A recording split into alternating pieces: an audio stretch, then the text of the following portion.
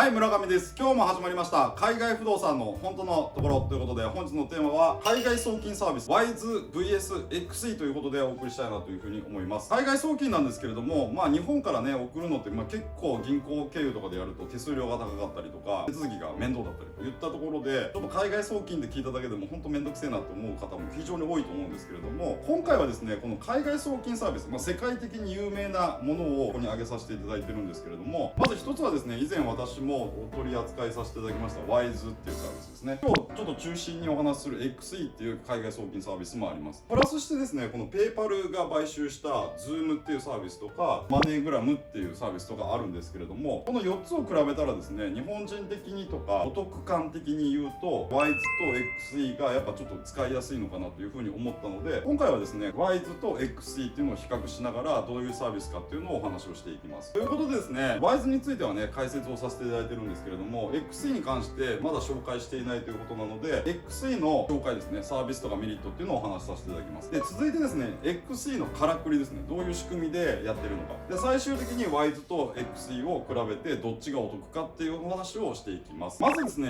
XE とはということなんですけれども、こちらですねイギリス生まれの会社になっています。海外送金サービスでですね世界第3位のサービス、結構大きいですよね。で、さらにですねナスダックに上場しているこのユーロネットワールドワイドっていう会社の子会社になります。なのでナスダックに上場しているということで圧倒的な信頼感があるといったところです。サービス的にはですねこの5つですね、あんまりWISEと変わんないのかなっていうふうに思うんですけれども、一番ですねびっくりするのが、なんと送金手数料無料。WISE はかかってましたからね、手数料ね。なので XE の最大の特徴は送金手数料が無料で、さらに外貨両替できますマルチカレンシー139通貨ですね、これも WISE より多いです。あと幅広い送金先ですね、220カ国以上に送金できます。これも WISE より多いで、早い、簡単、安いということで、これは本当送金サービスの基本的なサービスかなというふうに思います。じゃあこれ送金手数料無料ってね本当かっていう話になると思うんですけれども、なのでちょっとからくりをですねお話ししたいと思うんですけれども、 XE がなんで送金手数料無料にできるかっていうところなんですけれども、実は言うと外貨両替手数料で稼いでいる会社になります。なので送金手数料はかかんないけど外貨両替した時にフィーが発生する。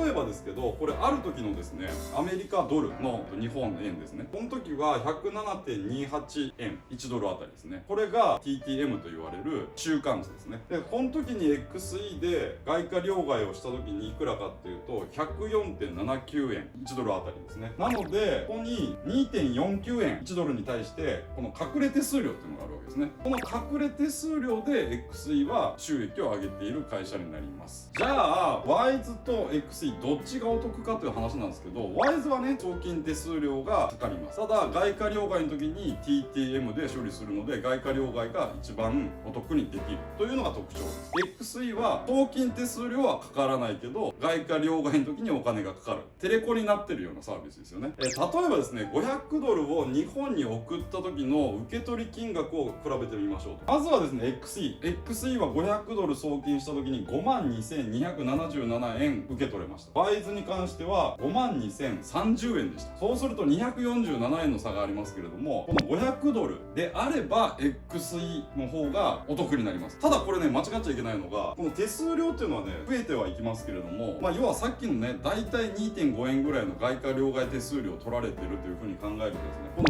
500ドルを超えてくると WISE の方が送金手数料安くなります。500ドル未満であれば XE の方がお得と言ったような形です。ただ XE のですね最大のデメリットがあるわけですね。日本人であるがゆえに、何かというとですね、この XE のサービスを始めようとするときにですねメールアドレスインプットしますね。実はXE って本人確認めちゃくちゃ簡単なのでそんなに煩わしくないんですけど、なんと日本のアドレスでは登録できません。ということで日本在住の我々はちょっと難しいと。欧米の駐在員で日本に送金したいとかっていう場合はこの XE ってめちゃくちゃ使い勝手いいのかなということで全部まとめます。勝ち負けをつけてみました。WISE と XE ですね。まず日本在住の我々ですねになると、もうどっちかというと XE は使えないので WISE 一択になります。それで外貨両替だけをするというふうに考えると為替手数料がほとんどかからない WISE の勝ち続いてですね、サービスを登録する時の本人確認。ワイズはね、結構めんどくさいんですね。写真とかを撮らないといけないですね。ID が書いた紙をやってこうカシャって撮らないといけない。まあ結構本人確認めんどくさい。ただ Excel はめちゃくちゃ簡単です。SMS ぐらいですね、送られてきてそれを登録するぐらいの話なので、まあ、自分の画像とか送らなくていいし、例え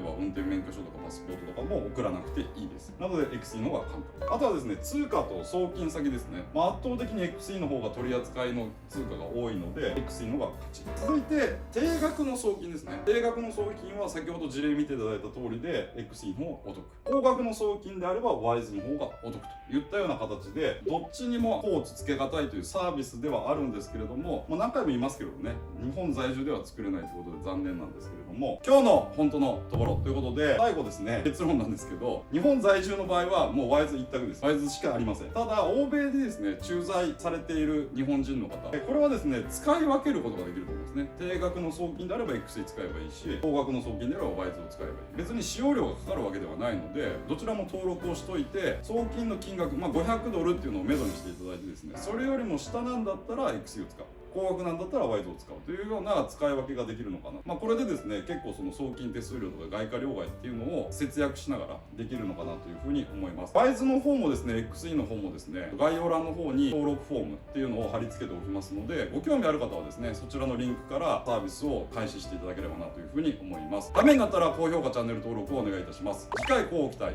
海外不動産の本当のところ。